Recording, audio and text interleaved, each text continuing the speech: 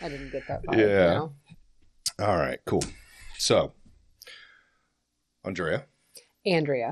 Yeah, my Andrea? name is hard to say. Andrea Verbanic. Okay, Yeah, Andrea. Okay, Andrea 'cause I have a Verbanic. cousin Andrea, so I thought it was Andrea. People mispronounce my name all the time. Gotcha. Yeah, that's my And how do you parents' say your issue. last name? Verbanic. Verbanic. So Okay. the whole name is complicated. We'll lead in better. Andrea Verbanic. Yeah. Okay. And if you mispronounce it, I'm not going to freak out about it. I am horrible with names. No. People... Dom, do you ever notice that? Like when I'm usually on an episode, I don't say their name very much. Because I'm like, I don't want to mess it up and call I am not somebody... sensitive to that. Yeah. I'm not sensitive to it at all, so don't worry about it. All right. So Andrea. Yeah. Thank you for joining me today. Yeah. I really appreciate it. So I came across, I kind of want to get a little backstory of how I came across your profile on Instagram. Yeah. So I seen this story. I don't remember the girl's name, but she just got into a whole situation with Children's Mercy and her child and I guess some false accusations. I don't know if that was ever determined or if it's still ongoing. I haven't looked that much into it. But then I came across one of your comments on it. I think it was actually the Kansas City Star. It was the Kansas City Star. Yeah, is where I found you. So I reached out to you. I've been looking at your stuff. I see you have a book called Renegade Agency. Yes. And started diving into your background and your story and listening to your videos on your Instagram.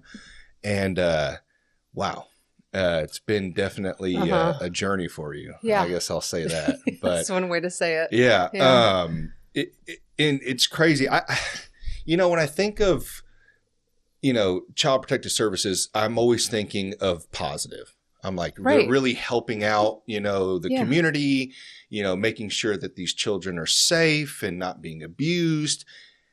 I guess it slipped past me that definitely these are human beings running these organizations and there definitely can be mistakes. Oh, definitely. And then when I came across the lady, I can't remember her name. It's Sarah Goebel. Okay. Is her name. Well, the mother, that's her name. I think it was written by, was it Melinda Henneberger? I think is the journalist from the Kansas City Star, but the mother is Sarah Goebel. Okay. Yeah. Okay. That's her name. And I didn't, I guess it just, I don't know, sometimes you just don't think about these things and the people that are affected by them. And then when I went down the rabbit hole of your story, I was like, because your story is well documented, like from your book and all the things you've talked about. I don't know the other woman, but so I was like, man, let me have you on first to kind of, say your side, what you went through, maybe the things to look for when being accused of these things or like how to handle it or what to do. Because, I could not imagine someone accusing me of abusing my child and then I know that this did not happen, but yet I have an organization saying, well, no, it did. And our investigation's showing that it did. And whatever their evidence is. And then possibly in your case, you were fortunate enough not to have your child taken away from you, right?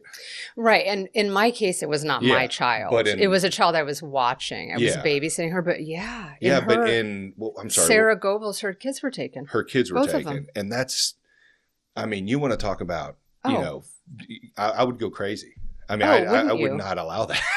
and what can you do? Nothing. You know what I mean? Like, you're fighting a pretty much a force that, can't be beat. And I couldn't imagine. And I get it. I understand people make mistakes, but like what you said in the comments, like there was a lot of people in those comments saying, well, I'd rather them be overprotective or I can't even remember how they worded it, but basically I understand that some people get accused and that are innocent, but I rather them try as hard as they can to find these things. And there be some mistakes than people falling through the cracks. But then you're like, well, yeah, until you're the person that's in those shoes. Yeah. Right. And why can't we just walk a middle line? Right. Why do we have to swing back and forth between one side? Like, why do we have to go too hard or not hard at all? Right. Why can't we just use common sense, which I think is a big thing that's missing? Right. It's just critical thinking skills and common sense and doing the right thing. But there's so much that goes into it. And the things that went wrong on my case, if you look at cases that go wrong, it's always the same. Right. It starts out with confirmation bias. where you pick who did it in the very beginning, and then you just cut and paste everything to fit that. Mm-hmm. And then that echo chamber groupthink kind of thing where nobody's challenging anybody. We're all just thinking the same thing. Right. And then we're not using critical thinking skills at all. We're just forging ahead. And I also think, and I understand this because I worked there, that there's a tendency, because they're children and they're abused children, to be very frantic. Because it's emotional. And right? Because nobody wants to be the person who lets the kid die or who doesn't keep getting abused. And then you're in the paper for that, right? Nobody wants that on their conscience. But we also then can swing too far the other way and do what happened to Sarah Goebel, which take her children, which, oh my gosh. I know. And that happens a lot. Is that still ongoing? Is under I think she's still I don't know if it's still being investigated, but I think I saw a post of hers that says she's trying not to be put on the Central Child Abuse Registry, which is what they put me on. Yeah, I heard that on one of your videos. Right. So let's start diving into this then. So if you could just take me back however far. I was reading you have a master's degree in social welfare, correct? From the University of Kansas. Yes. You're a licensed clinical social worker, and currently you're a therapist at a residential treatment facility. Yes. So what got you into wanting to pursue your career in social work? I don't even remember what got me into social work. One day I was in college and I thought that's the career path for me. But the interesting thing is I never wanted to work at CPS. Really? I fell into that. Well, okay. Honestly, nobody wants to work at CPS. I really think it's it's a tough job. It's just something you fall into. So I don't know how much you know about social work, but you have to have a practicum, which is like an internship. Oh, okay. Right? I don't know much. Okay. So you have to have an internship. In my bachelor's, when I was a BSW, Bachelor's of Social Work. So I had to have one. And initially I was going to be in Topeka. I was living in Lawrence, going to the KU, University of Kansas. Well, I had a child. I had him when I was 20. I was parenting him by myself. And I thought, I don't want to be that far away from him if he's in daycare in Lawrence. So just put me somewhere in Lawrence and I don't care where it is. And it was in Child Protective Services. That was the only place they had for me. And then I stayed 10 years. Oh, man. It's a long time. It's a long time in Child Protective Services. Yeah. It's a really long time. Is that usually I feel like a job like that probably has a high turnover rate. Oh, yeah. Especially now. It's a long time to stay in frontline CPS. A lot of times people do a couple years there and then they will move on and do something else within the agency. But no, 10 years. What is frontline CPS? Oh, like boots on the ground. Like you're actually the one going into the house and talking. You're not supervising. I was doing the investigations. Oh, my God. So I did the child abuse and neglect investigations. And then when I was investigated, that same entity was investigating me. So it was exactly my former agency. What does that look like whenever you're investigating? You get, they're all channeled through a central protection reporting center. And then if they're assigned, you have to go out. And this is what I was talking about when I said this environment's going to be okay for me, walking in and not knowing really what we're going to be talking about exactly, because you get a report with minimal information and you go out and you, if the kids are at school, you talk to them at school and then you go knock on the parent's door and you say, hi, we had a abuse or neglect report and I need to talk to you about it. And they have no idea that you're coming. Do they have to have, do the accusations being made, does it have to have some sort of evidence to get you guys out there? Or no, it just, someone can just say, oh, yeah. Oh. Yeah. That's a little scary. Yeah. So someone could use that as ammo if they didn't like, like divorce custody How do you guys filter through that stuff? I mean, that sounds like a lot of waste of, money of having to investigate. Like, is there a way to process some of those out, like to where you can see someone's being spiteful or using this as like a tool to get back at somebody? Or no, you can't. You just got to. If it meets the criteria to be investigated, you have to investigate it. If they assign it, you have to investigate it. Now, do you determine some people are malicious reporters? Sure. But if it meets the criteria for it, you have to go out and investigate, which is what in the comment section you were referring to. Well, I'd rather err on the side of caution and investigate something as opposed to, screen it out and say, oh, no, we're not going to go out and then a child is abused. Right. That's what people are referring to, which I get. I don't necessarily disagree with that, but I think when you go out to investigate, you have to be logical and use critical thinking skills. Right. You have to be smart about it. You have to be smart. It's touchy because nobody wants to read on the news that a child died.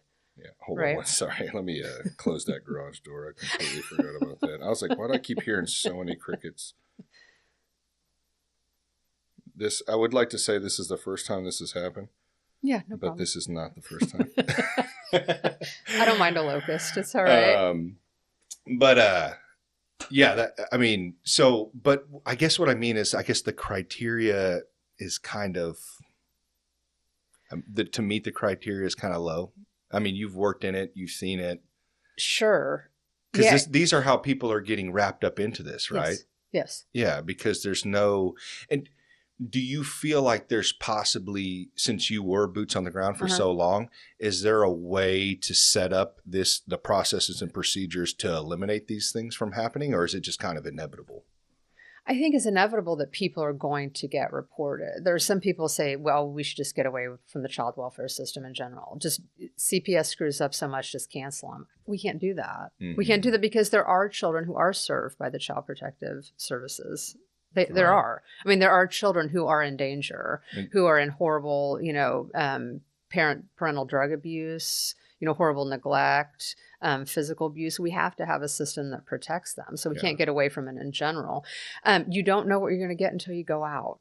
Right.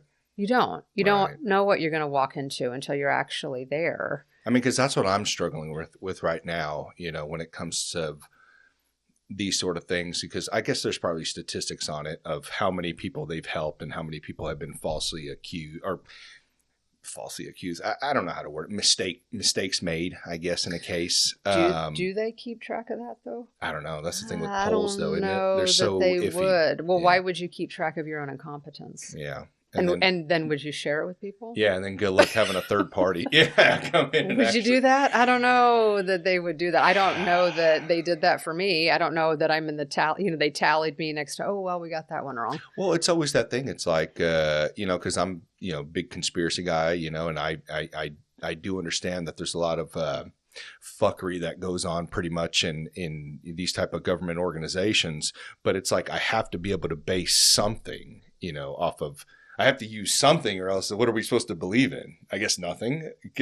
But you're right. I mean, I can't really go off of stats because they're always misleading, or they're kind of fixed a little bit. And so what's the truth? What is the truth? So, Children's Mercy Hospital, they were involved in my investigation. And that's the problem with Sarah Goebel's case. The one that you were referencing earlier is she took her child. Imagine this.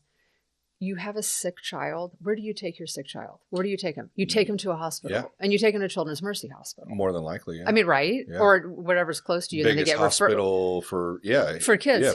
Yeah. So you walk in there with a sick child, and the next thing you know, you're accused of abuse, and then your children wind up in foster care. Can you even imagine? And I didn't know that Children's Mercy had this rap, and I can't always trust the comments for sure. Oh, I'm not that guy. Sure, no.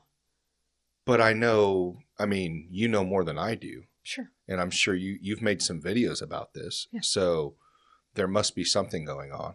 Have you heard of Take Care of Maya? The one on Netflix. You should, if you want to go down the rabbit hole, go down that rabbit hole on child abuse. Take Care of Maya. Take Care of Maya. It was a huge big thing over on Netflix.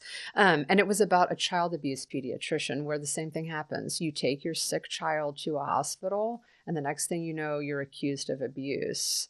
That mother ended up committing suicide because they wouldn't let her see her child, and they put her children in foster care. Oh my! They just won like a multi-million-dollar settlement on that. So child abuse pediatricians, do you need to get that? No, I forgot to turn it off. I am being very unprofessional today. My apologies. This is so Dom's fine right now. Dom's laughing his ass off right now. I know he is. This is fine for me. No. This is fine for me. Hey, we are in my basement, so. You are on To Bring About Podcast. Not very professional, but we are going to have a good conversation. I will guarantee you that. Yeah. So child abuse pediatricians, that's the thing that's making everybody angry. And back in 2013, when I was investigated, it wasn't all over the news yet.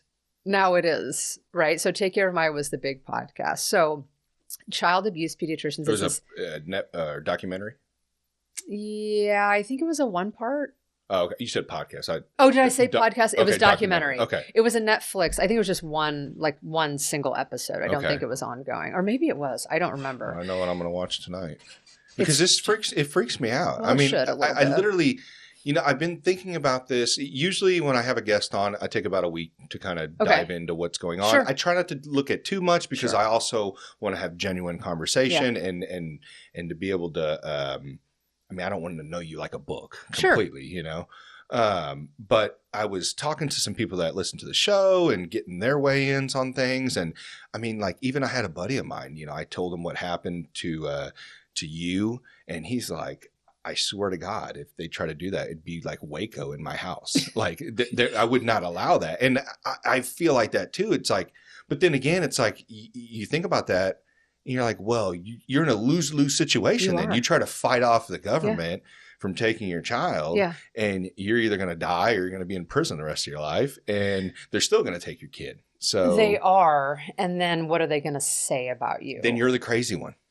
Then what are they going to say about you? You are, because they're creating a narrative. You were guilty. You were guilty. Oh, look how he's acting. I know. So I'm accusing you of child abuse, and then you go off on me and try to stand up for yourself, and then the narrative is created, and then we're locked in, right? Then that's who you are. That's something that was frustrating to me always at work, is that creation of the narrative. It also happens in therapy too, though. How are we thinking about people? How are we conceptualizing them? Like, what's the narrative that we're creating around them? And in Child Protective Services, who gets investigated mostly? Poor people. Yeah.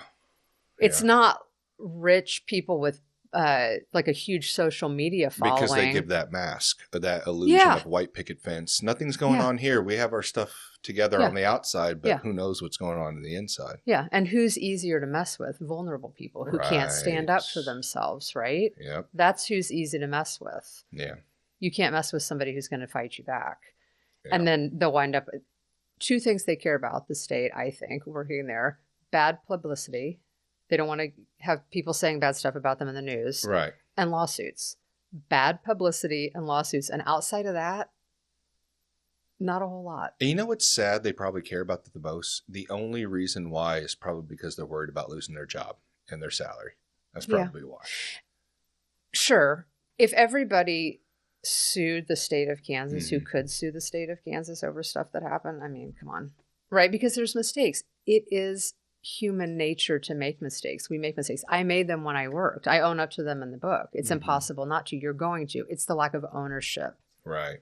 It's the lack of accountability that's the problem. And it rubs me the wrong way, because what is the function of Child Protective Services and the police? Because I was also investigated by the police, and my husband's a cop. Yeah. So that's interesting. Yeah. Right. It was all my worlds were colliding. Right. So what is their function? Mainly is to hold people accountable. But then when you ask them to hold themselves accountable, it's crickets. Yeah. It's nothing. There's nothing there. And that, I think, is what makes people the most upset. Yeah. And I've ran across some videos on TikTok, especially. I don't know why TikTok has a lot of these videos, but they go off on TikTok. Yeah. I mean, everybody's got their own niche a little bit, but it seems like people really go off on TikTok. Have you noticed that? Oh, like on CPS stuff, it's like that's where they'll go and really really talk about it. They only show like the worst ones on there. And I was thinking about this. I'm like, well, yeah, a lot of the videos I've seen, you walk in and the house is disgusting. I mean, shit thrown everywhere, food everywhere, bugs, kids are running around in diapers that look like they haven't been changed in 5 days. But then you have these weird cases, or not weird, but just these cases that are not so black and white, they're gray. And I think those are probably the ones that, would you say, probably happen the most? Or is it usually like pretty identifiable when you walk into these houses? You're like, you already get the feeling of, you already know how this outcome's going to be from being in it for so long. Maybe. Yeah. Right. And you're constantly balancing, are the kids safe to be home? Well, that's what I'm saying. So since you've been in it for 10 years, you're not walking into every situation with this disaster as soon as you walk in. No. A lot of the times it's probably like a normal house, normal setting, but then you find out the husband or the wife or the mother or the father is abusing the kids later. Like, you would have never have thought until you investigate further and further and further. Like, it's not always so cut and dry. Like, oh, these videos on TikTok, that's how it always looks. That's not. how it No. always looks. No, Yeah. it's all gray area. Right. It's very, very little black and white because you're dealing with parents, families. Then the caseworkers are usually new. It's an entry level position. So you have the highest needs clients paired with entry level positions. It's an entry level position. Of course it is. Oh. Yeah.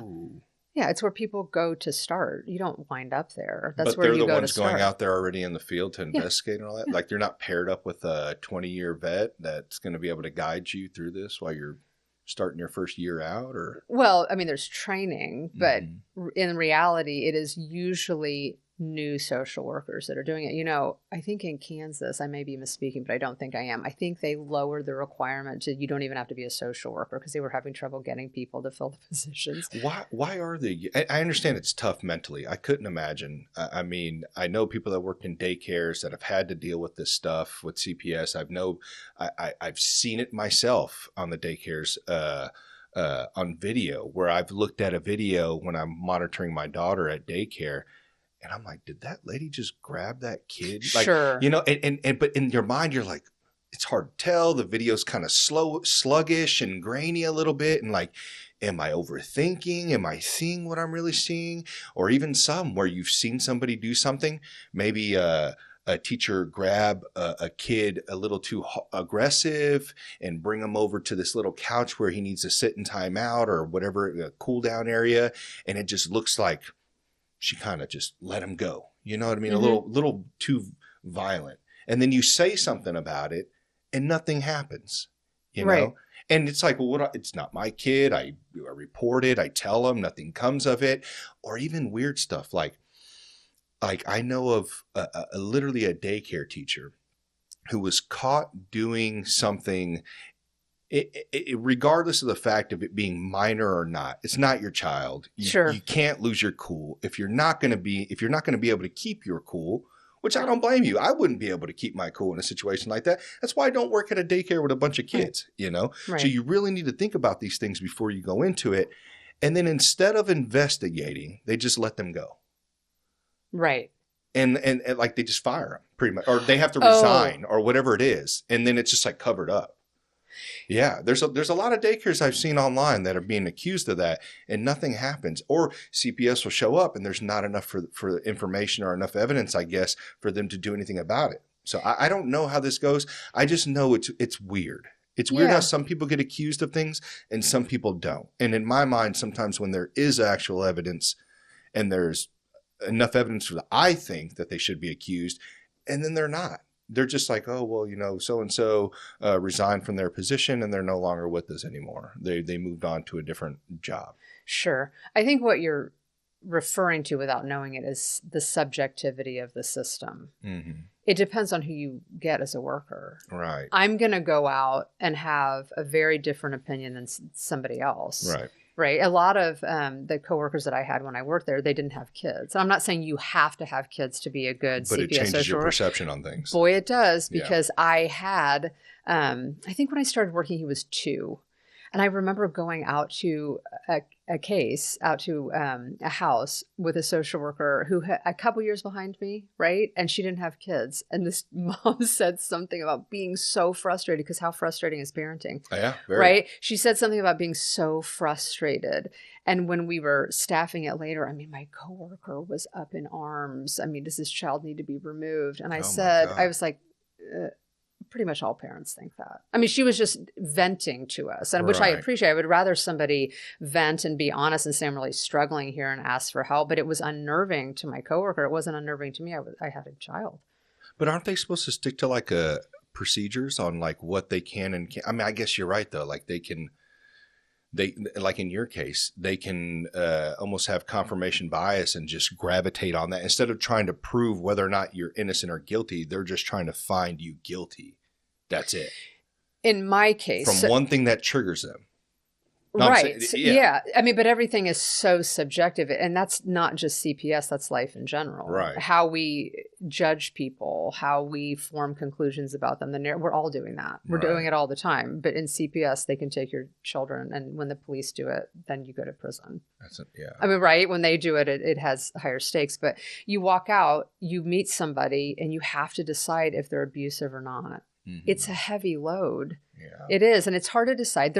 I have to defend them, though, because I try to be fair. It's important to me to be fair because they were unfair to me, and I don't want to be unfair to other people, even if they were unfair to me. But I think it's okay to call out the wrongs as well as the goods as well. I'm not saying they don't do anything good at all. They do. Surely they do. But we still need to discuss these things so that way we can minimize. Because, I mean, I think what needs to happen is the pressure needs to be put on. So that way things like what happened to you and what's happening to the other lady as well doesn't happen to more people. You know? Right. It's an awareness thing because you had no idea that this stuff was going on. How could you? Why would you? Yeah. Of course, unless it happens to you. Like, because what happens if my daughter has a bruise on her leg because she's a kid and she's running around and playing soccer and I take her to Children's Mercy because she has whatever, you know, and they look at a bump on her leg and they accuse me of, you know, child abuse like that. What? That's How insane. out of left field would that feel to you? Because you have no idea it's coming. Now you might be more prepared because you've looked online and seen some stuff. But I think a lot of parents show up in the ER and have no idea it's coming. Yeah. And something that's very interesting is, you know, when the police talk to you, they have to read Miranda. You know your rights. You don't have to talk to them. I also, as a social worker, when I would go out, we had a green pamphlet and it explained, you don't have to talk to me. And I would say, I'm here to talk to you about this allegation, but you don't have to talk to me. You can shut the door in my face. The doctors have nothing. There's nothing. There's nothing that connects them to a child abuse investigation. They think they're doctors. That's what they think. You know, I went to a routine medical appointment. I didn't share my story at all. I hadn't been public about it yet. I get to talking to somebody who randomly starts telling me the same story. She took her grandchild who had some medical issues to Children's Mercy, and the next thing she knows, she's in a room for 9 hours. They didn't let her leave. She felt like she couldn't leave. She didn't know what her rights were. She didn't know what was happening. It was the scan clinic. She was accused of abuse. That's crazy. But they don't know that they're connected. When the police show up, you know they're the police. Right. When Child Protective Services shows up, you know they're from the state of Kansas. When you take your child to the doctor, you don't know that they're connected. So doctors have the right to hold your child until Child Protective Services comes and conducts an investigation? No, I do not believe that they have the right to do that, but I don't know that people know that they don't have the right. That's what I'm saying is they don't know that they're connected. They just say, hey, wait in this room. Okay. Yeah, that's what they did to her. Hey, just hang out in this room while we figure stuff out. So you are in CPS for 10 years. Mm-hmm. I'm guessing you see the worst of the worst. You know, I'm guessing you get out of it at some point because I had surprise twins. Oh, okay. And you can't afford daycare on a social worker salary when you have twins. And plus, I just wanted to be home with them. Right. Yeah, right. I did. I just wanted to be home with them. Right. I didn't want to. That was my choice. I didn't want to take them to daycare. And they were premature. They were born like 2 months premature. I just wanted to be home with them. And so I was home for 2 years, just us. And then a family friend asked me to watch their daughter. And that's how it started. It wasn't my own children that I was accused of abusing. It was her because she had a broken arm. Oh, really? Mm-hmm. And her mom she was with me all day. And that's why they believed that I did it. I thought it was your, damn, well, I must have been reading wrong because I swore I thought it was your daughter. Oh, no. So it was the girl you were watching. Yeah. So, I don't think this is sharing too much if you want to read the book or if anybody does. But no, yeah, let's start from the beginning, actually. So how did this all play out then? So I loved watching her. She was adorable. We had fun. We'd go out all the time. We had a routine. You know, we'd be in the house for a little bit and then we'd go on an outing, come back and take a nap. Well, the day that she came over, it was December 2nd, 2013. And she came in the door 8:00 Monday morning and she had a really sour look on her face. Uncharacteristic a little bit. And I said, what's wrong? And her dad said, oh, she has a case of the Mondays. And that was all the information that I got. Mm-hmm. And we went through our day. She was a little cranky. You know, I thought she was teething. She was 14 months old. When they're a little cranky, you just think, oh, you know, it's coming off the Thanksgiving holiday. I hadn't seen her for 4 days. You know, holiday hangover. Right. You know, you just think that. Or some kids can be just difficult at times. I mean, both of my daughters are completely different, like night and day. I mean, my youngest is very sassy, very strong-willed, she opinionated. She will, you know, if she doesn't want to talk to you, she will not talk to you. Yeah. So yeah, there's just kids with that type of that type of character. Yeah. Well, she was really good natured. I mean, I'd watched her for 4 months by that time, so I was used to it. It was uncharacteristic the way she walked in the door. Oh, on that day. That was uncharacteristic. Yeah, but you have your different, for kids, different days. Yeah. No big thing. And I didn't get any information that anything had happened. So I was like a sitting duck. So I take her out the whole time. You know, she didn't eat breakfast. Okay, that's a little bit weird, you know, because she was an eater. But throughout the whole day, you just start making excuses. Oh, well, she's teething. Then she didn't eat lunch. And I thought, well, that's odd, you know, that she wouldn't eat lunch. Well, looking back on it, I think her arm was broken. No, I know her arm was broken when she arrived at my house. And he just didn't tell me that she might be injured. Yeah. Wow. And how long had you been watching her? 4 months. 4 months. And that. All right, cool. Okay. I don't know what the hell just happened. That was the first power outage I've ever had. Episode, what is this, 86, I think? Oh, my God. We just have a lot of complications today. I apologize for that. No, it's fine. Apparently, Evergy can't keep the damn lights on. Yeah, they have this weird rush hour thing. Like when you rush hour, you're supposed to, which actually the furnace isn't even on because I can't, or the AC, I got to turn it off because it's so loud down here. Oh, But usually they'll do this thing, like if you have the Nest, it'll put you on the rush hour. So they'll up your temperature to 76 to kind of help with the grid, you know, that way it's not overloaded. But I don't know, that was weird. All right, so where did we leave off before the power went out? Okay, so she came. She stayed till 4:30. Yeah, and that she had already had the fracture to her arm. In her arm. Yeah. So I thought we had a really good day. That was the funny thing about it is I thought our day was good. So when Mom came and got her, it was just a normal day. We went out and went to the Festival of Trees, walked around the Festival of Trees and did what we did. It was good. And then 7:30 that night, we were watching a football game, and she called and said that she was on her way to the emergency room because her arm was like hard, right? It's like something looked wrong about it or something. Yeah. And then she said, did anything happen at your house? It was kind of accusatory. It put me on the defensive because I'm thinking, no, nothing happened at my house. The thing that I realized later where I went wrong, where things got off the track for me, is that I trusted them completely. Right. The family. And I'm guessing you knew them personally? Oh, yeah. Yeah. I knew them personally. Our friends, our older sons were friends. Yeah. They've been friends for a long time. So these are people that I trust. I would never, ever think that they would allow me to take responsibility for something that wasn't And mine. So you feel like they probably knew about that and that. I think how did that all play out? I mean, what happened? So I guess, so after that happened, they accused you of that.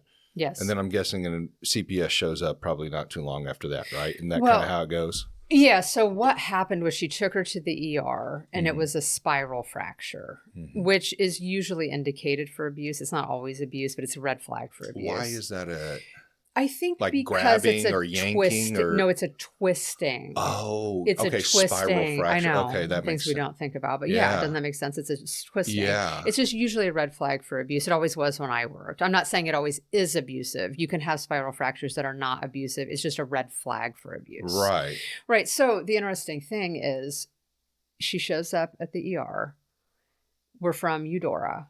So this is happening in Lawrence. So it's by jurisdiction. So then the Eudora police showed up to the Lawrence hospital, talked to one person who is the mother, and immediately decided that I did it.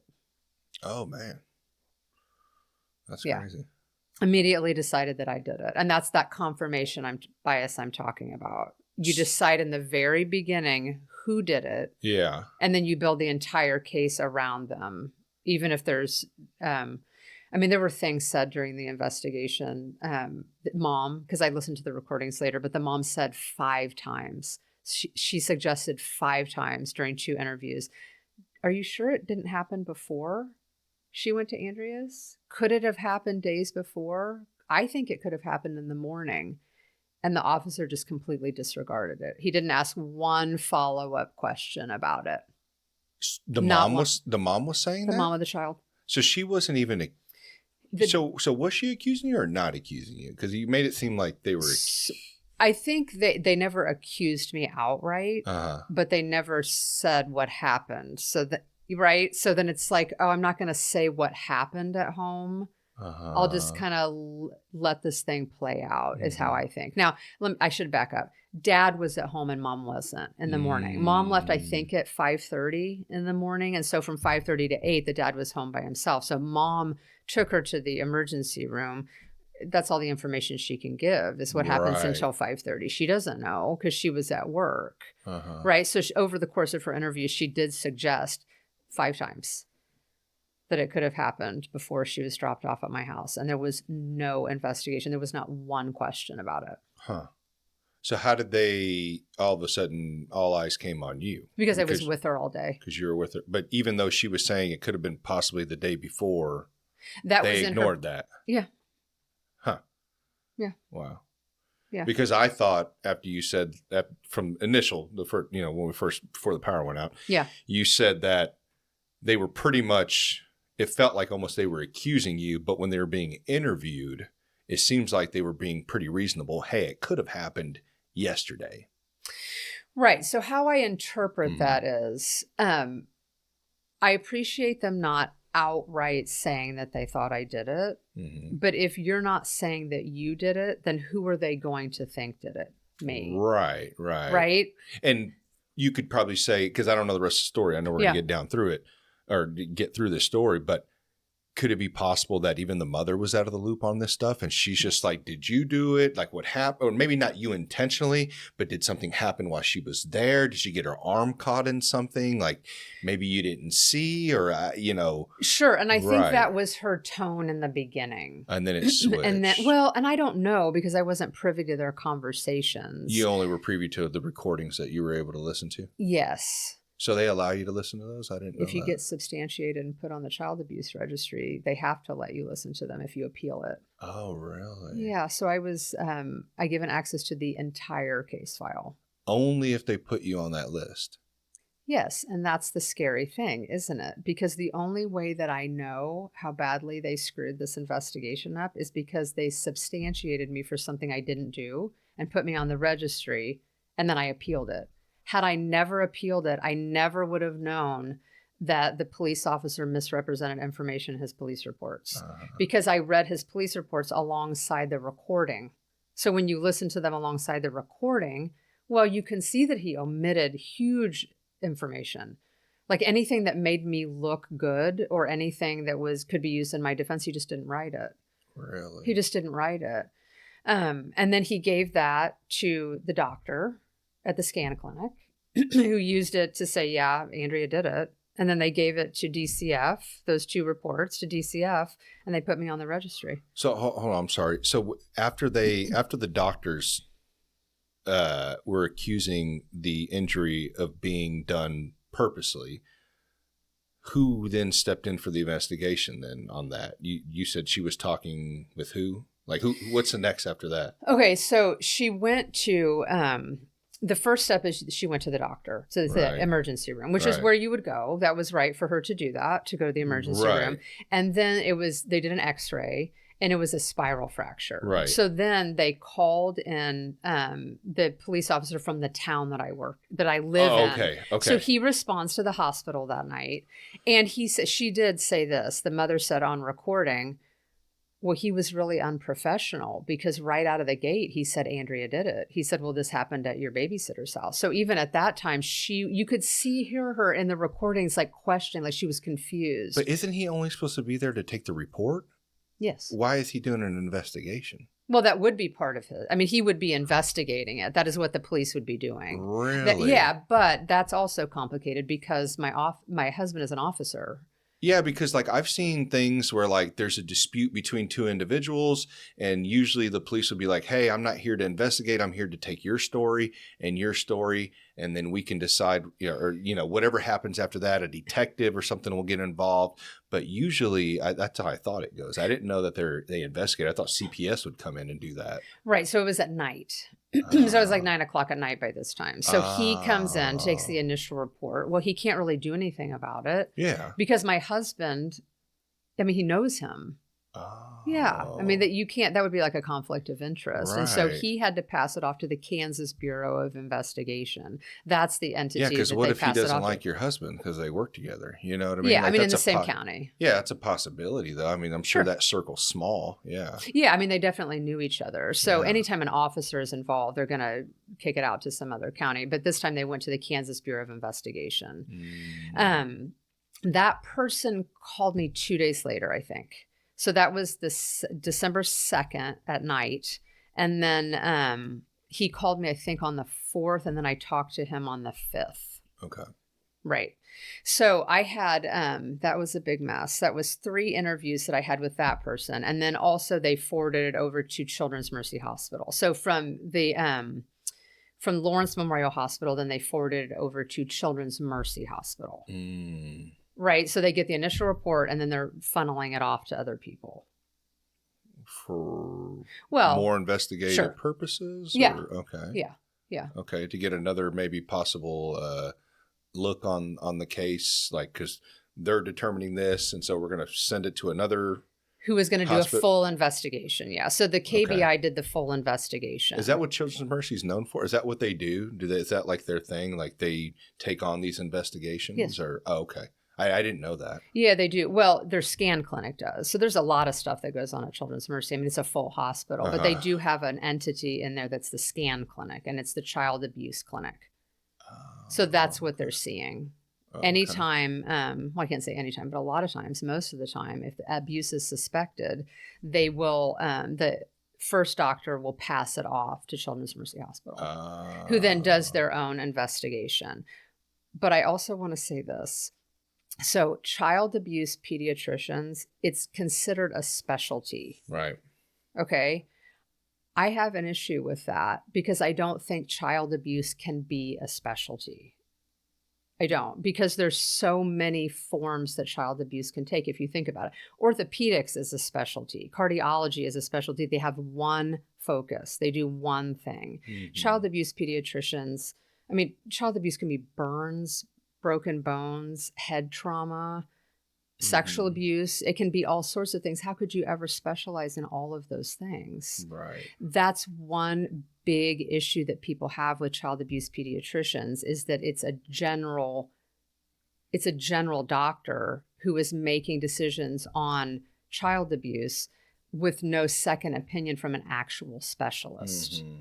Does that make sense? That'd be like going to your general doctor for a skin issue instead of going to a dermatologist, someone who specializes in that specific thing. Yeah. So when you go to your general practitioner, if you have an issue, they send you off to somewhere else. They send you to a specialist. That's what they do. It's how it goes. But if you go to a child abuse pediatrician, it stops there.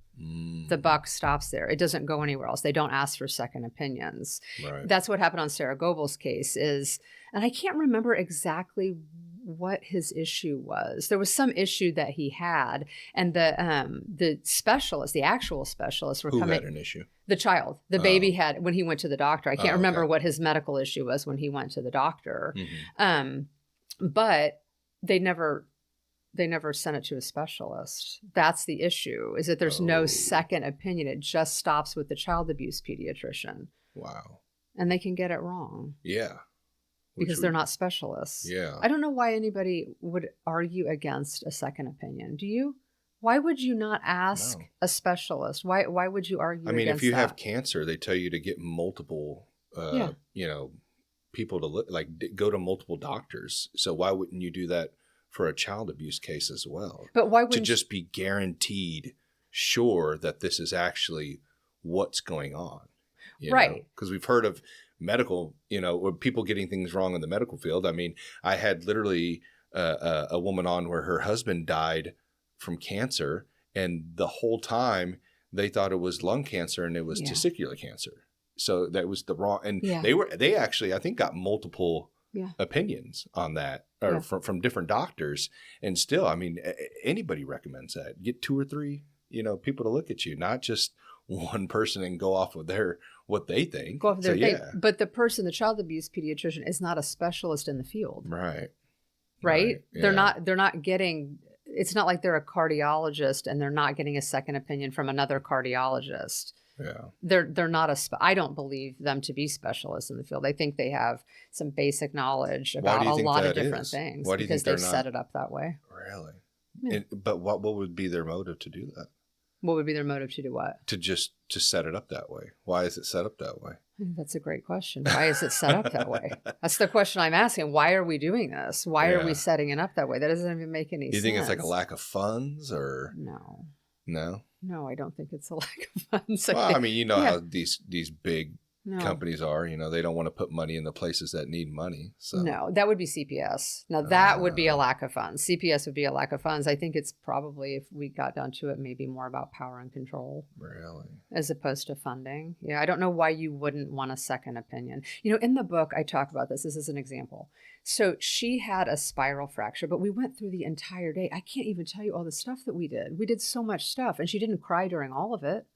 Right? I mean, sometimes she would cry, but only if I touched her arm. Mm-hmm. Only if I touched her arm. Mm-hmm. And I didn't realize this until later. Like this story, I had to write a book about it because it's such a convoluted, complicated mess, right?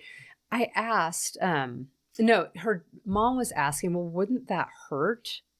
Wouldn't it hurt if she was doing all of these things? The thing that the child abuse pediatrician focused on is, well, this would have been painful.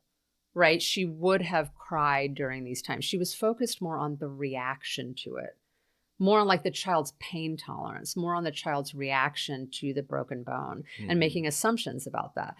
A couple years later, my son, one of my kids, fell off a zip line in our backyard, and he fell on his right arm and he broke his arm. Mm-hmm. I don't know how you parent, but he looked fine, right? I mean, it's like, he said, oh, my arm hurts, but there was no swelling. He looked fine. He could move it. He had all this range of motion. I'm not the type to take my kid to the hospital just for anything. I'm not either, right?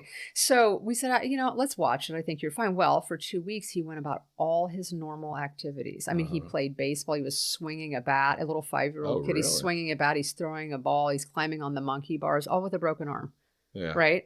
Snapped in half, not even like a little bit, like his bone was broken. Holy shit. I know. So we went to an orthopedist because that is a specialist, right, in broken bones. And I asked him, how is it possible? Because our older son had picked him up by his hands. I mean, dribbling basketballs. This is crazy. I said, how is it possible that this child walked around for 2 weeks with a broken bone and swelling, and nothing? No, I mean, occasionally he'd be like, my arm hurts. But would you think his arm was broken after doing it? No, nobody's going to think his arm is broken after that. And I said, how is it possible that he was doing all these things? And he went into super technical explanation about, oh, well, different pressure on different parts of the bone does different things, super technical. She was focused on the reaction to the pain. Well, she would have cried. Right. I think she would have cried if this happened. He was focused on the mechanics of it. And I remember sitting in there thinking, if she would have seen a specialist, an orthopedist, this could have been different. That's what I was getting ready to say. That's the difference between general and a specialist. Yes. Yeah. Because even in my mind, I think of a broken bone, I automatically think, yeah, you're going to be in pain. And I've had some toes that stubbed and like possibly small fractures, stuff like that. But I've never had a full broken bone. So I don't know how that feels. And neither of my kids have had it either. So yeah, you would think like you touch on it, you're like, oh, well, it feels all right. I mean, what do you really, I'm not a doctor, I'll probably try to YouTube it, how to check for a broken bone, you know what I mean? And see if I can feel something that's broken in there. But yeah, I mean, if they're like, oh, well, I'm fine. And okay, well, yeah. And they're acting fine. Yeah. That was the same thing with her during the day. And it's probably going to be different from kid to kid too. Some people may have, I mean, we know of people that have higher pain tolerances, some people that have lower pain, Don't you know people who freak out over a head cold? Yeah. I mean, who can't handle anything. Yeah. And then there's other That's people me. who just... Yeah. No, it really is. That's me. And then there's people who are just, they soldier through. I don't know. Oh, yeah. I tried getting this girl on that she puts hooks in her body and swings from hooks in her skin. Like, I don't know about that. I know, but that's what I'm saying. I couldn't do that. No. I'd be freaking out. Would you want to? No. But there's some people with pain tolerances that like they don't feel it, I guess. I don't know. I mean, she wouldn't be doing it if it hurt. So yeah, I'm assuming not. So different pain tolerances, but man, that is the thing that gets all of us who have been investigated by a child abuse pediatrician is please just let an expert. Please just do you let get a choice or no? You don't get a choice. No, there's no choice. So and that's another the power thing and is, control it is the power and about. control. Yeah. And even if you had a second opinion, then it becomes who do you believe? Right. Who is the court going to believe? Are they going to go off the child abuse pediatrician? Or are they going to go off the specialist? Because now you've got, conflict. Now we don't know who to believe. There's just no rules around it. There's none. And I think that there should be. Yeah. I think there should be. So how long did that investigation go on for? 6 years. Yeah. No, the investigation itself, actively a couple of months. But I was a couple of months, but I was embroiled in it for, 6 years. By the time I got off the registry, I was on it for 3 years. Yeah, that's what I thought, because I thought I'd seen that it was like from 2013 to 2019, but you just... So actively, I would have been investigated from December 2nd, 2013 until maybe February. I think my last interview was in January. And I do take ownership. You may have watched one of my recent videos where I talk about lying, right? So initially when this happened and she calls and she says, did something happen at your house? Oh, is this all over the phone? Yes, when she called, it was over the phone. Initially, when she said, "I'm taking her to the hospital." Oh, the mother. The mother, and her statement. I mean, it had a tone to it. I mean, she obviously thought that I did something, or else why would she be calling me, right? And again, I'm a sitting duck. I trust these people. I don't know that there's anything. It didn't occur to me that the dad would know that something had happened and just not mention it. I mean, me as a parent, I'd be calling you too. You know what I mean? Just to cover all the, everything. Because, if she was with you the entire day, I'm going to want to know, hey, did something happen? Did she fall? Maybe you didn't see,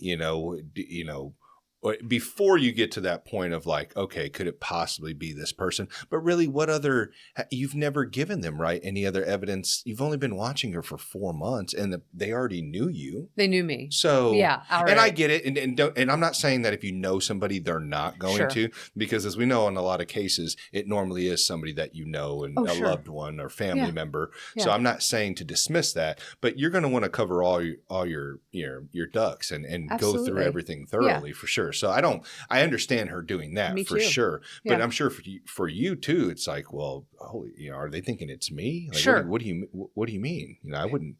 Because we had a great day. Yeah. Well, we had a great day, so it took me off guard. Right. Whatever happened in the morning, that person had a 12-hour head start on me. I had no plan because I didn't know anything was going on. I was just hanging out thinking we had a great day. So when she called, it did put me on the defense. So I think it would, anybody. Right. And I do understand why she called me. And I'm fair enough to say I understand why a lot of people did a lot of things that they did in the investigation, even though they were wrong. I understand why they thought it was me. Who else would you think it was?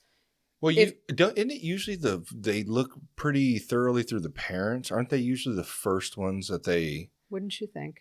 Yeah, I thought that's how a lot of the cases I've seen. That's usually where the first suspects are the parents, which I get. I mean, I don't think you should look at them as suspects, but I think you should more be looking at them to rule them out completely. Sure. And if not, then they need to be. Absolutely. Yeah. So when she called, I thought, well, we went through we had a baby gate at the top of our, we live in a bi-level, so I had a baby gate at the top of it and I had carried her in that day and we kind of had to plow through the baby gate because I had, I'm the person that carries all the stuff. Yeah. all the stuff from the car. We came back from our outing and I'm trying to get through it. And I've got her, well, I didn't realize her arm was broken. So I kind of got her right. And I think that probably hurt. Right. So I've got her, kind of held like this and I've got all these bags and stuff and I'm going through the gate and I kind of have to plow through it. And so when the mom asked me, I thought, well, I don't know. I mean, maybe her arm was hurt that way. And then I hugged her after that. And then that, but why would that? Well, when I found out it was a spiral fracture, that was game over for me. That's when the self-protection thing came in and I thought, right, this is my initial fear. And this is going to sound super paranoid to somebody who has not been in the system. But if you've been in the system, it's not paranoid at all. I thought I didn't do anything abusive. Right. So this hug, I guess, is the only thing I have to offer. That's the only thing that could have happened at my house that would have. You're trying to be helpful. That it could have possibly been this, maybe. Well, no, that's what I'm thinking to myself. No, that's what I'm saying, because you're being asked. You're like, well, I don't know. I had her in my arms, or maybe I gave her a hug too hard, or what. You're trying to help out. But then you find out it's a spiral fracture and you're like, well, how does a hug do that? Or how does me holding her going to cause her arm to twist? Yeah, it was confused. But by that time, when she told me that, when I heard about that, I had not been contacted by anybody. When she was in the ER, he literally only talked to the mom. There was he didn't talk to the dad. He didn't talk to me. I didn't talk to anybody that night. I only heard about it through her. She called the next morning and said spiral fracture. And I thought, well, now I'm in it, right? Yeah. Because that's abusive. I didn't do anything abusive. All I did was hug her. But I see what you're saying. Yeah. Okay. So what happens a lot, and again, this sounds paranoid, but not if you've been in the system in any capacity. Right. There is a tendency to take things and run with it, right? To kind of create their own narrative, to hear something and say, oh, I don't think that you did that. This is what I think that you did. That was my initial concern when I heard that they are going to try to say that I abused her. And I didn't. So did they ask you the same thing about you holding her or possibly carrying the bags or? Well, I went through my whole day. So when I went down to the initial interview, which was in Eudora, so he came to Eudora, the KBI agent did. So it was at the Eudora Police Department. I drove down the hill and I had made up my mind at that point. I'm not telling anybody about that hug. Right. And that is because they're gonna use that against you probably. Well, they did eventually. Yeah, eventually that's what I had. Yeah. That's where I was getting to, because you're trying to help and say, well, maybe this could happen. Because I can't imagine you're being like interrogated and, you have all these people asking all these questions. You're trying to help out. And, with kids, anything can happen. They could run and trip and fall or, whatever it may be. And you're trying to explain your entire day and they hyper focus on one thing, Right. So in the beginning though, I'll be honest and say it was self-preservation, right? I don't want to be accused. This is going to sound bad. I don't want to put my life in the hands of these people that I used to work with, because I don't know what I'm going to get. I don't know if they're incompetent or competent, if they just started working. Because you had already been in it, so the flaws. I had seen people just railroaded.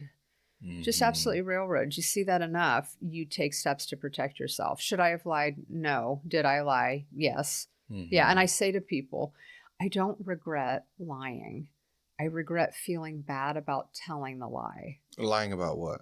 About the hug. I didn't tell him about the hug initially. You were scared they were going to use that against you. Yeah. Oh, okay. I was afraid that they were going to create a huge narrative around it, blame me for something that I didn't do, create a huge story. Does a hug even cause a spiral fracture? No, it doesn't. Thing. Yeah. That's the thing. But they could have ran with that. They did run with it. Yeah, they did run with it. They did run with it. They did. So what I was afraid of happening is exactly what did happen, right? Yeah. I omitted that. I didn't say it, and I'll own that. And I think a lot of people do, right? But a lot of times what happens is somebody will lie and you assume it's because they're guilty. Why wouldn't you? And a lot of times they are guilty if they're lying, right? But if you're in the system, I think some people are taking steps to protect themselves because they're afraid of the system itself. Right. And I think we have to be open and honest about that. People who are working in the system, that you scare people because sometimes you're incompetent. And sometimes you railroad them, See, and they're afraid of it. And so now I'm understanding, because I thought you had told them that, and then they hyper-focused on that, as in like, oh, this is what she did, so she's guilty. So you kept it from them because you were worried that they were going to just use that. Oh, well, she's guilty. She did that.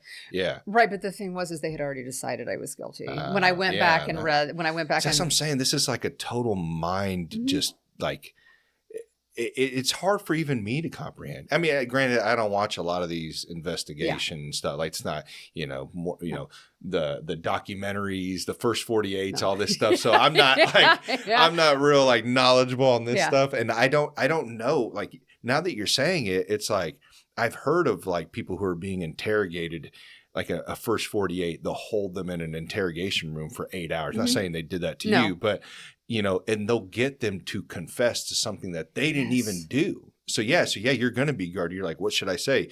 Well, should I get a lawyer? Should I not tell them this? Because are they going to look at it like this? Yeah, there's so many different possibilities. And I am a college educated, intelligent person, right? I am. I can defend myself sort of, but not against people who aren't playing fair. Right. You can't defend yourself against a system where the deck is stacked against you and they're not playing fair. So eventually I did come clean. I said, look, I hugged her. I guess that broke her arm. I mean, I guess that's like the only thing that I can come up with. And then. So why did you end up coming clean on that? Like what? Because he was, he was going to make the family take a polygraph, and I felt bad that they were going to be, this is hilarious now. Yeah. I felt bad that they were going to be blamed for something that I felt that I did, and I have a conscience and I didn't want them to. And also, I'm a bad liar. I don't lie. I'm so direct and honest because that's how I want to be. I don't want to be cagey. I just want to be direct and forthcoming about stuff. So I called them and I said, I have more information I'd like to give you. So I met him again. I was never going to win because they had decided in the beginning that I did it.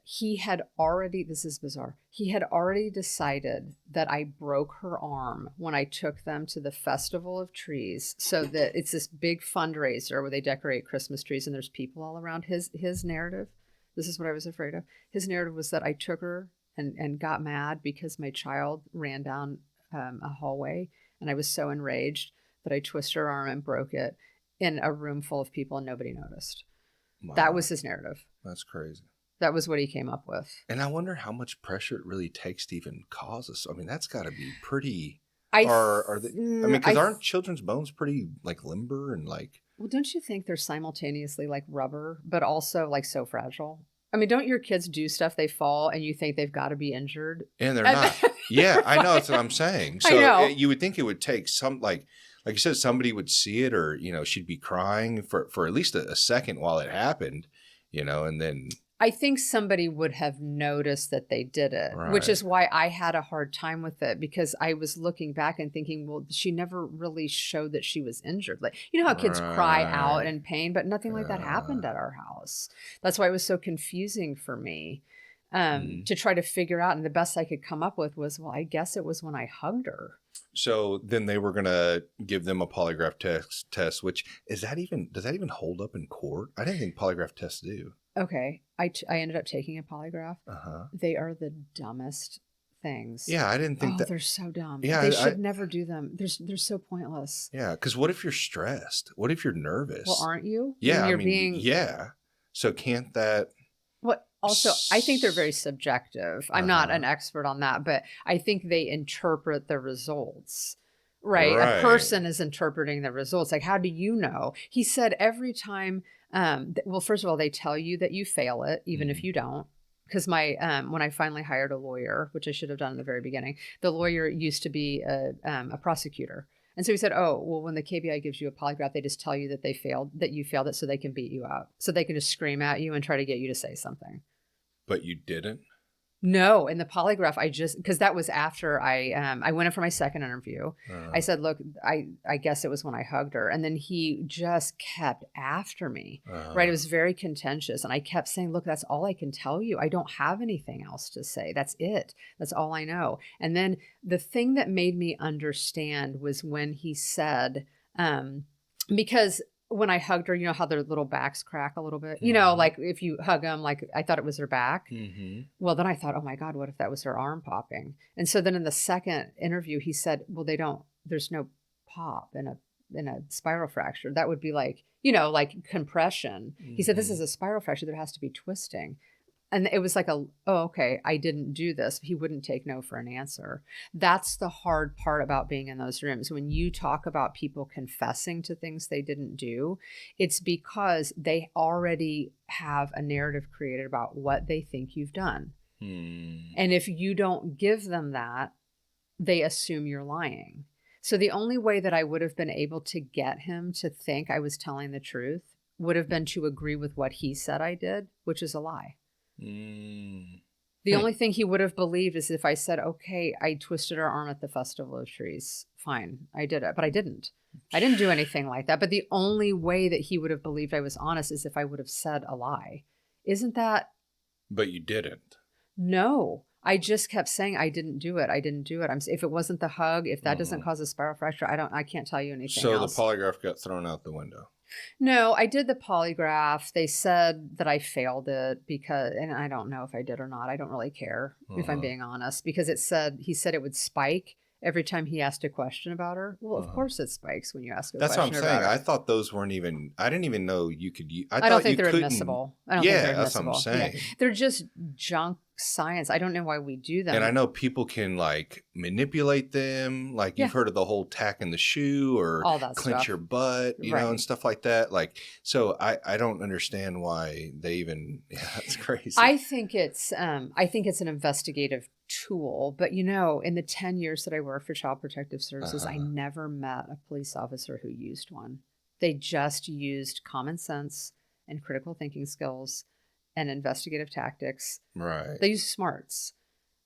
I think this guy was just really lazy and just pretty incompetent. I feel comfortable saying that it was just incompetence.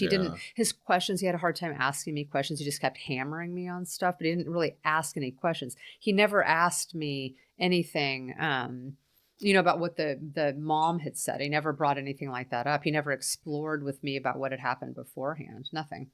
So what happened after that? Well, then I left.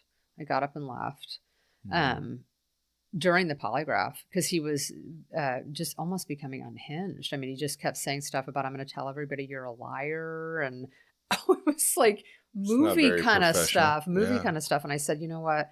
I didn't do this. I'm leaving. And I did leave. And then I hired an attorney. That's weird. Yeah. So then what happens later on? Is that was it after that, or like what ended up being the outcome at the end of all this? Well, I think that they hold on, can I get a drink? Does that mind to pause? Okay. No, you don't have to pause. Well, I don't know what your recording thing does. Hold on. No, you're all good. Yeah, no, because like, so after that, so you know, the polygraph test and what all happens, like, how does this all get resolved?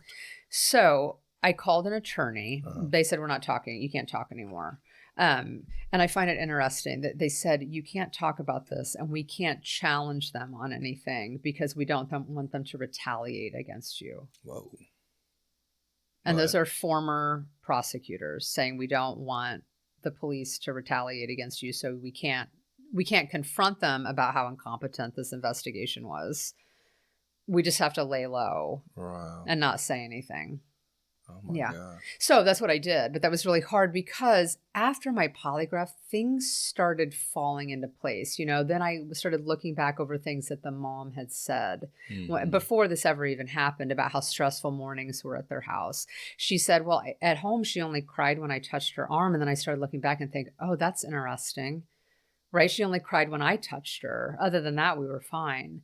And so you look back over the day, and that's when I started putting the pieces together, thinking, I think this happened before she ever even showed up at my house. That's probably got to be hard, too, because you're going down memory lane. I mean, my memory sucks. I don't even know what I ate yesterday, you know, like, so to try to have to go back and try to rethink everything, I mean, it definitely could get fuzzy, I'm sure. It was. There were things I thought I would remember. Like 3 weeks after the fact, 3 weeks after the active investigation, I recalled that as we were leaving the house, she usually would walk over to me and be like, come on, you know, and I'll carry her down the stairs. Well, she didn't. And I think at that point she had kind of clued in that every time I touched her arm, it hurt. And so she was a little reticent. Right. But she couldn't talk. She couldn't tell me that. So you do start to clue in on stuff, but your memory is fuzzy. You're exactly right. But I put it together. We couldn't challenge the police.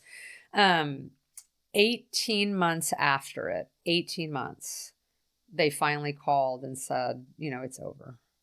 It's over. I think they tried to charge me. I think they wanted to charge me. 18 months? Why did it take so long? Because he probably just didn't get around to it. Oh, my God. Not because anything needed to. He had to sit in there probably. Wow. Yeah. So my husband has since talked to the dad of the child who we believe caused the injury. Oh. I do. I believe he called the injury. I believe he caused it. That's my guess. That's the best guess I have after reading the reports and listening to the audio recordings. Oh, they had on him as well? Oh, and he was trying to point the blame? The thing that was the biggest for me is that when he was interviewed, he said that she was just fine when she was dropped off at my house, but that's not what he told me. What he told me was, she has a case of the Mondays. He tried to act like, she was fine when I dropped her off at Andrea's. That was his thing. I don't know. She was fine when I dropped her off at Andrea's. Well, what is everybody going to think? Of course they're going to think it's me. Even I thought it was me, right? In the very beginning, even I did. But when I listened to those audio recordings and all that information that he missed, you can just hear it. You just hear it.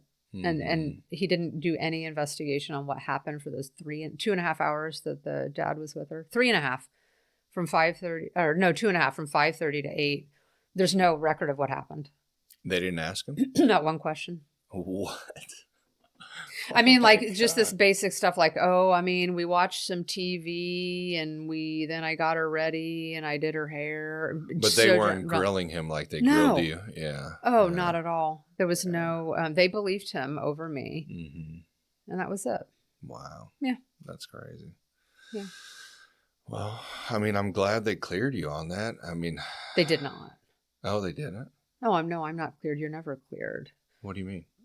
Well, there's the police didn't say, we got this wrong. I was expunged from the child abuse registry, but they never admitted that they did anything wrong. Huh. Oh, no. And why did you have to go on that registry again? In order to this is funny. This is funny. It's not funny.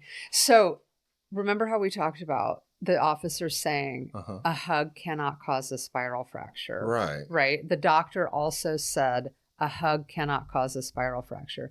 They invented, with no fact at all, this is scary, that I put her arm behind her back and twisted it when I was hugging her. And that's how I broke it. What? That's crazy.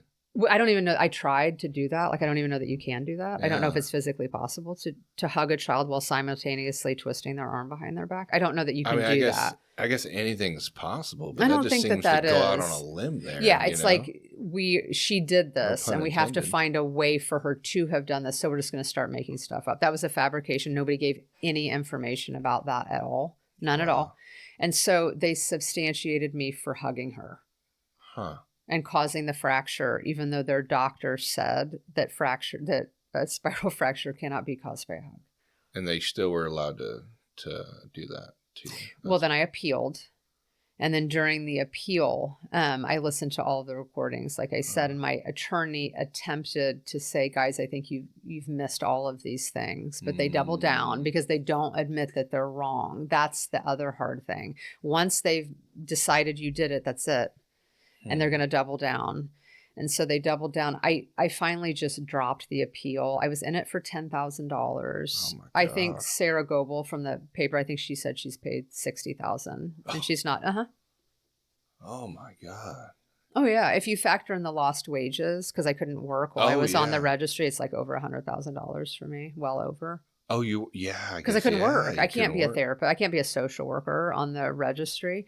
Yeah. So it was so stressful to me. I cannot explain how stressful it was to go through this and to have somebody sit across from you who's a officer and say, this is what you did, that you absolutely did not do.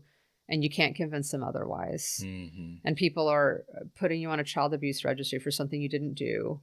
And they're not looking at the parents who something happened at their house. I assume it was the father. I cannot explain the stress and how destructive it was. I had to drop the appeal because I was becoming physically ill. Oh man, I can't imagine. Yeah. And then like, I'm sure like you're worried about how people are looking at you and thinking, your friends and family. Yeah. Well, I kept it to myself. I didn't tell people because it's embarrassing and it's so painful to talk about. It's so hard to talk about. I think a lot of people just keep it close to the vest. Right. And there was a lot of time when I thought, well, nobody's going to believe me anyway. This story is so wild that I sound crazy when I tell it. I think I do. I think when I tell the story, people think, well, that couldn't have happened. The police wouldn't do that. Well, a doctor wouldn't do that. Surely the people will have their own take on listening to your story on whether or not they feel you're this or that. You know what I mean? Because it's like, it's such a weird case. It almost feels like everybody was kind of going in on you, but you're kind of shedding light saying, well, no, I'm not the only one. There's a lot of people going through this. Because like literally this whole story you've told me, it almost seems like everybody had a grudge to come out against you for some reason. But really what they're doing is their job is almost sounds like to just prove guilty instead of find out what happened. Yeah, find out what happened. Yeah. Yeah, their goal was to prove that I did it. Their goal should have been to figure out who did it. But their goal was to figure out that to prove I did it. Yeah. That was what it was. And that was in the very beginning, right? In the emergency room. Is there like an incentive to that or something when you're working in those organizations to like, we got to like, I don't know if this is for cops, but like, we got to catch these number of bad guys or issue this many tickets or whatever it may be. Is it the same with like CPS and all these other organizations? They have to kind of like meet a quota. Yeah. No, I don't think so. But nobody wants to be the person who doesn't solve something. And people have asked me, well, why do you think this happened? Like, why do you think they missed this so badly? I think my guess is, everybody has a war story. In Child Protective Services, the police, everybody likes their war stories. You stand around the cooler and you talk about it. Oh, remember the time when this happened? Well, a dad breaking his arm, that's usually what happens. A dad breaking a daughter's arm, I hate to say it, but a lot of times that is what happens. Just like playing too rough or grabbing them too roughly. Or whatever, right? It's usually a family member losing your temper. Yeah. I mean, parents lose their tempers. That's what happens a lot is it's a family member doing it. It's a way better story when the wife of a police officer and a former CPS worker does it. That would get you on the front page of the paper. Wow. Yeah. I didn't it's more sensational. Yeah. It's more sensational. Fox 4 News and oh, damn. I didn't even think about that. It's more sensational. That's what I think happened. And also we just lose our minds. And you're the CPS worker or you're the Children's Mercy doctor or you're the polygraph guy that found the evidence that proved her guilty. Yeah. Oh man, it's so much. That's what I think, and we just get carried away. Right. Yeah. We're not saying it is, but definitely a possibility for sure. Yeah, I think that is why. Yeah. It's just a way better story to tell than just some family member broke a child's arm, right? Because that's what usually happens. Is it's not sensational. That's just run of the mill. Yeah. Because I was listening to a what's his name? I'm going to have to look up his name because I just shared a clip of this not too long ago. He was actually talking to Andy Stumpf, which is a former Navy SEAL. He has a podcast. I can't remember the podcast name. It's Ironclad, but the guy's name is Glenn Devitt. And they have an episode called Hunting Sex Traffickers. And that dude was like undercover, like in these rooms with these girls that are being trafficked. Yeah. And I remember him asking him, he goes, well, what do you think it is that's causing a lot of these kids to kind of fall through the cracks or this not being a big deal, a big issue? And he's like, because there's no money in it. He's like, when these agencies catch these big drug dealers, it's like a big trophy. It's like all the repossessions they get, the money, all this stuff, or even just the headlines. Yeah. You see this like there was I think there was like 60 kids just rescued not too long ago in Alabama or something. Yeah, I think I saw that. Yeah, like that doesn't really get big traction, like, and this is happening more than what people think. But yeah, you're right. It's like, what's going to get that front headline news thing, like. Yeah, they went out to the dad and tried to get him to agree to charge me. Oh, and shit. He declined. That's the only thing I think that saved me from being prosecuted. Man. Was the dad saying no. And thank God for that. I mean, Yeah, thank God thank he God. at least had, the grace to do that, to not charge me, to not agree to have me charged for something that I believe he knew I Possibly didn't do. some sort of maybe guilt too as well. Who knows? Yeah. I mean, he's in a hard position. Yeah. I have. Have you guys kind of made up since? I mean, that's kind of hard to make up after that. No, we've not made up. Yeah. But I have no animosity towards him. Because you said that your husband had talked to him. So he ran into him in the parking lot at the grocery store. Okay. Well, actually, one time after That's the awkward. statute of limitations was up. So that was up in 2019. I couldn't be charged. I had to wait 5 years. Well, then I went out. I had written up a report. I turned the officer into internal affairs. I went to DCF and said, this is what happened. I was trying to get them to see this was a colossal screw up. And this is the kind of stuff that happens over and over again. Oh, you had to stay quiet for that for 5 years? I'm not going to get charged for something. I mean, that's what I'm saying. Oh, because if you were to say they could use, stir something. Get mad at me. Holy shit. For saying something. So I just kind of bided my time until 2019. Well, once I couldn't be charged, then I went to internal affairs. And that guy, I will give credit.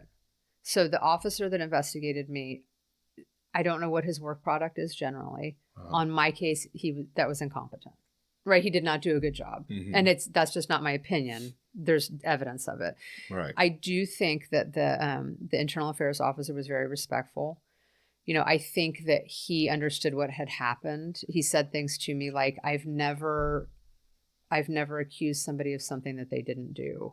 I think he was upset by what had happened. He did tell me that everything that I said was true. That was reassuring. That was validating, that he said everything that I said that the officer did, all the missteps that he took, all the misrepresentation and lies in his police report. He said all that was true. That made me feel good. But was there anything done? No, I got a form letter from the agency head that said we're not doing anything about this, essentially, from the director of the KBI. Wow. Mm-hmm. And I have him on recording saying to my husband recorded no explanation of why? No, nothing.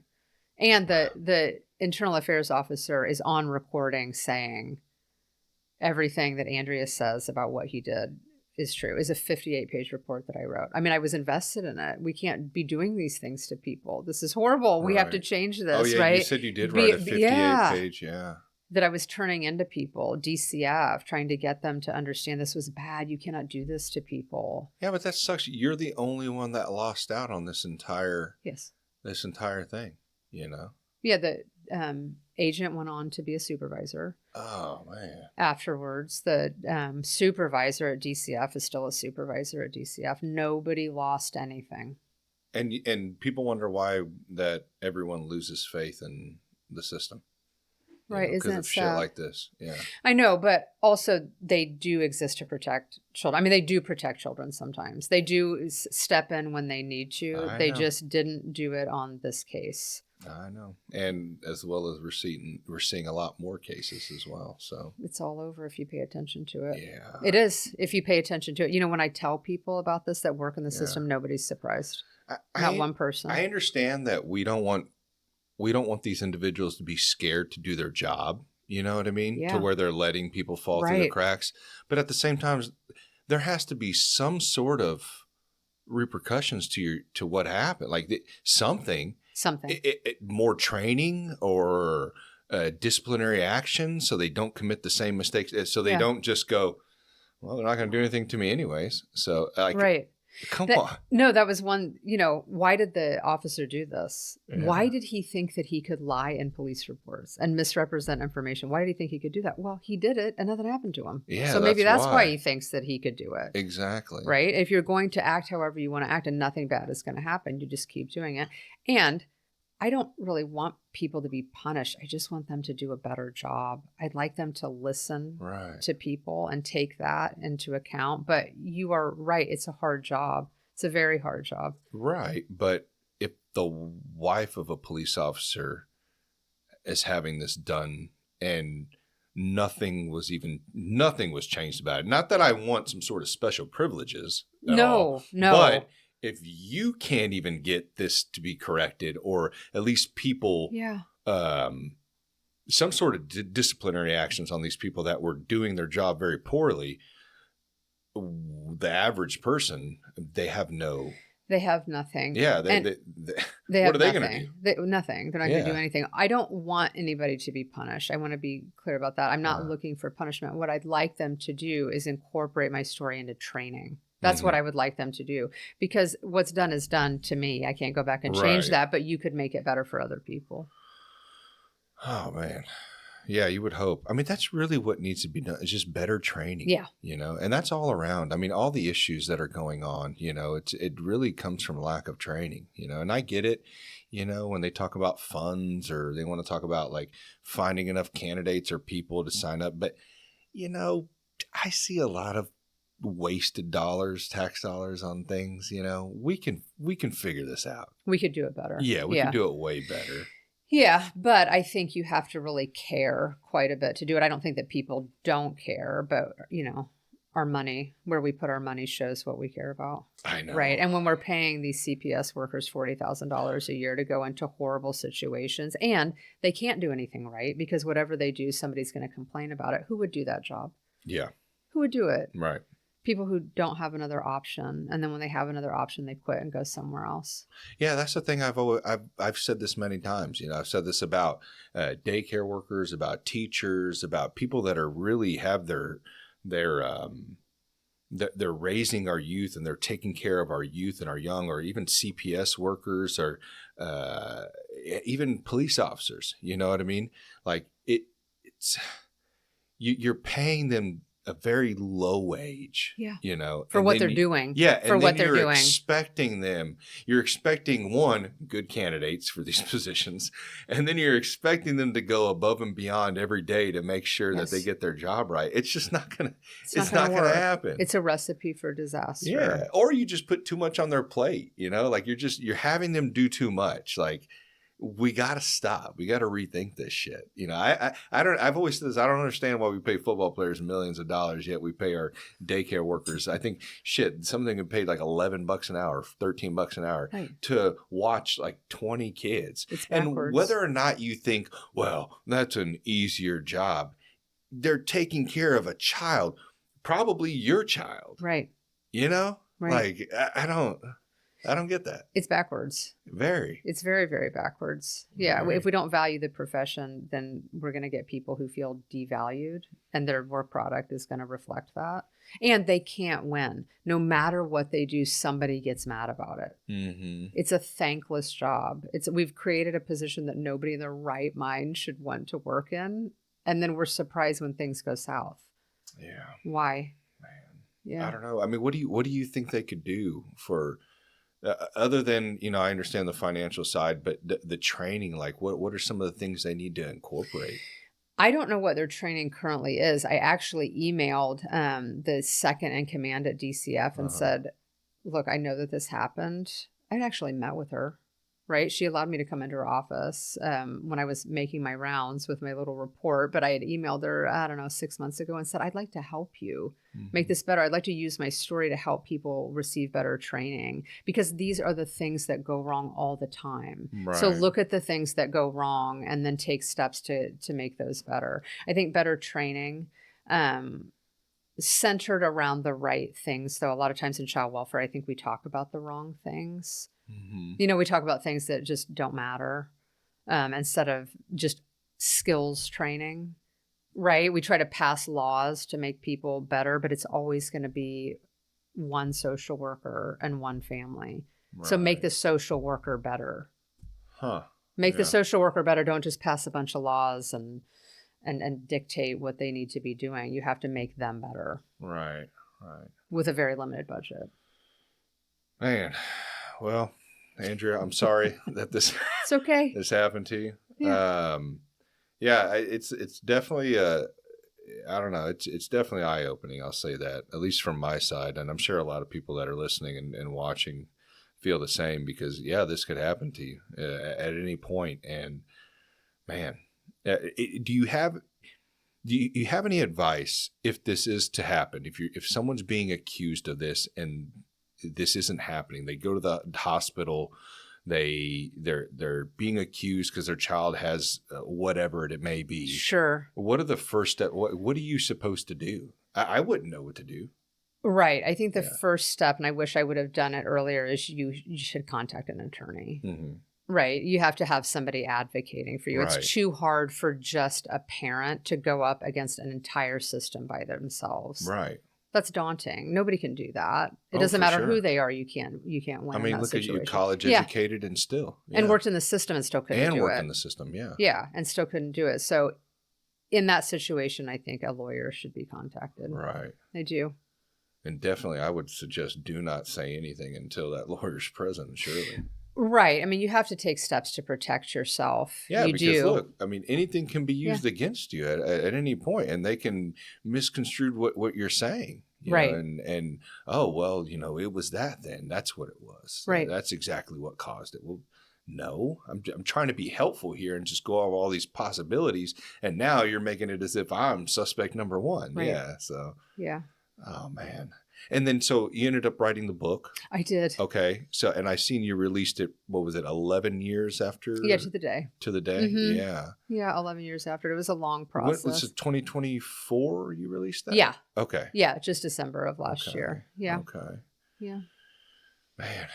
And that had to have been probably difficult, too, to go back and kind of relive everything and write everything down. And it was hard. And my least favorite topic of conversation is myself. I don't like to talk about myself, but I feel so strongly about what happened that I felt really compelled to share my story. And that was the best way that I could come up with doing it. Right. So it was hard. I had to go back through all the notes that I had taken because they don't let you take the recordings. Mm-hmm. So you just have to take notes because you can't take any recordings out of the appeal, even though it's about you. Really? Yeah, they don't let you do that. So I had to go back and comb through it, but it was cathartic, and I'm glad that I did it. And I, people get a lot out of it, I think. And if nothing else, it's a feeling of solidarity with other people who have gone through this. You're not alone. Are there groups for this, like Facebook groups or organizations that have? There's a lot of people that have kind of formed their own groups. I don't have all the names right now, but they'll get on Facebook. They'll meet other people. Every time I make a post, somebody will say this happened to me. Mm-hmm. You'd be surprised. Yeah. You'd be surprised. Other than Sarah, the lady you're discussing, are there any other ones going on currently, or is that kind of the one that you know of right now that's happening? Currently, but there have been lots of reports about it. Mainly centers around the child abuse pediatricians. That seems to get the most buzz.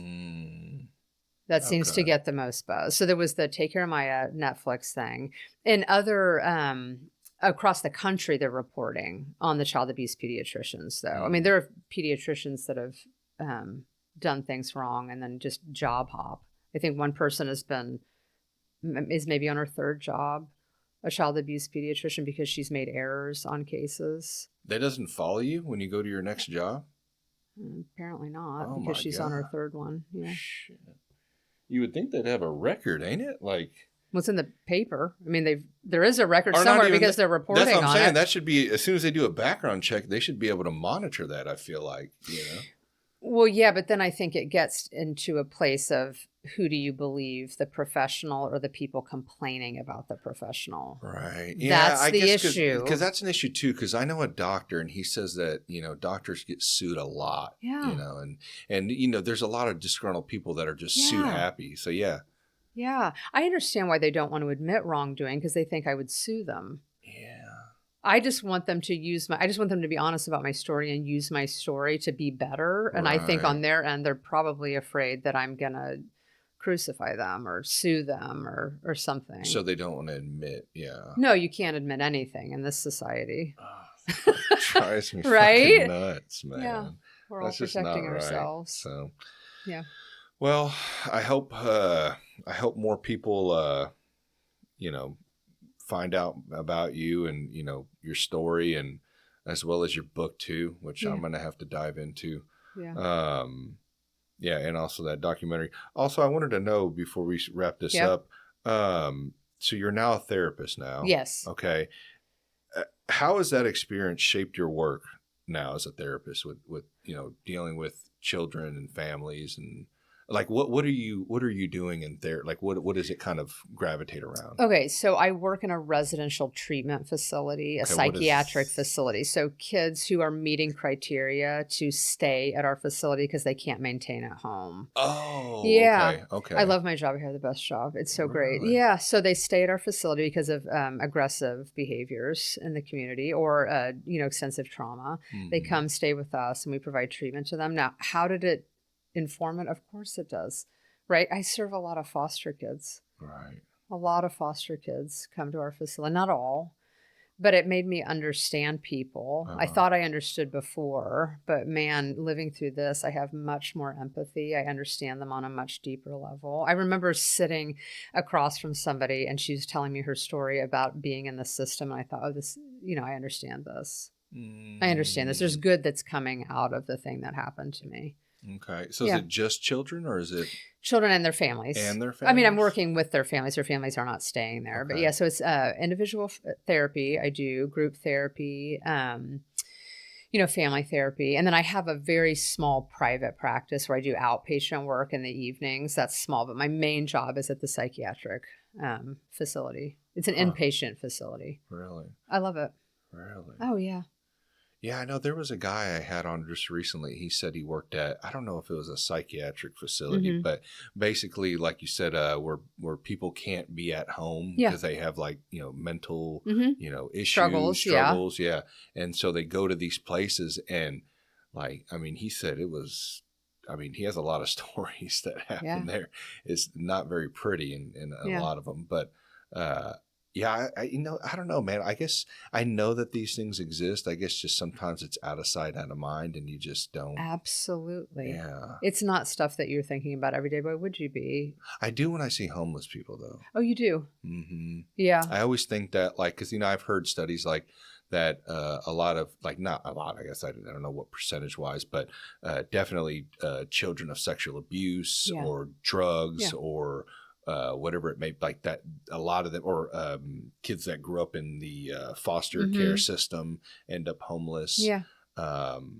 It's just sad. It's sad all around. It's like, what do we do? How do we fix that?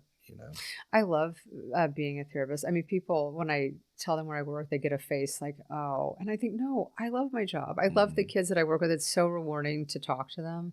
It's like not working. Well, surely difficult too, right? Difficult, but so rewarding. I love the kids I work with. I love their families. I love talking to them. I love hearing their stories. I love watching them grow and change. Really? Yeah, I do. There's so much good work that can be done. For and sure. Kids are It's so very purposeful. It is purposeful, and they're so motivated. And can I tell you, talk about people who take accountability for themselves.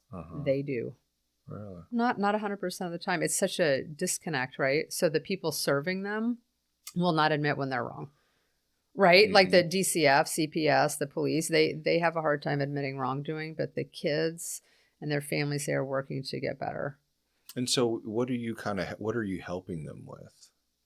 So they meet criteria because of behaviors. Right. Okay, so they have behavioral issues that meet criteria to stay in our facility. You can't just walk your child in the front door. Right. You have to meet criteria for it. It's a whole process, a whole big process. But I don't choose to focus on the behaviors to start. We obviously want to improve the behaviors. We don't want people to be violent or aggressive or hurting themselves. But you only fix the behavior if you figure out where it's coming from. Right. That's how you fix it. If you're just focusing on the behavior, that's a Band-Aid. We don't want to do that. So you start at the beginning. I just do it.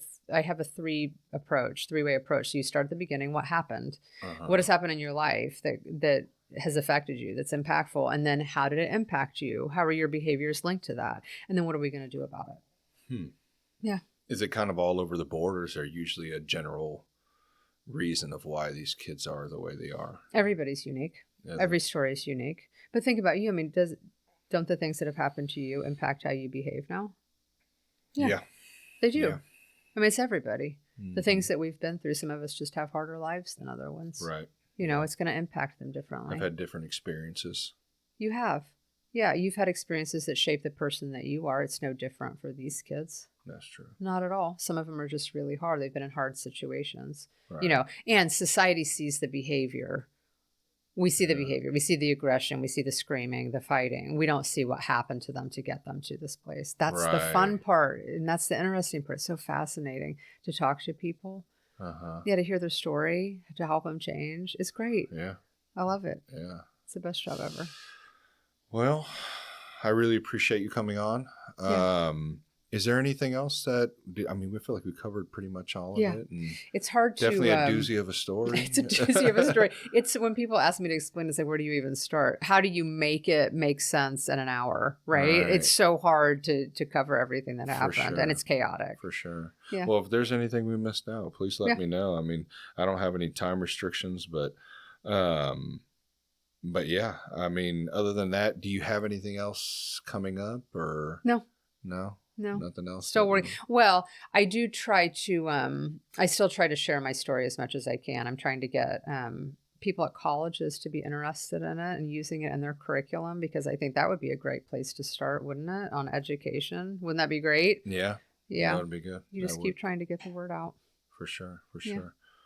Well, I appreciate it. And I don't know if you decide to write on another book later on, or maybe you can start creating some training manuals maybe for them. And great idea. I've thought about that. That would be very helpful, I'm sure, because, sometimes you just got to take the initiative, and if these organizations aren't going to step up and be responsible and adapt and change and it's like any work, they get stuck in a mode, and it's like, we don't want to change. And then people at the top are usually just used to one way of doing it. So they're not thinking outside the box.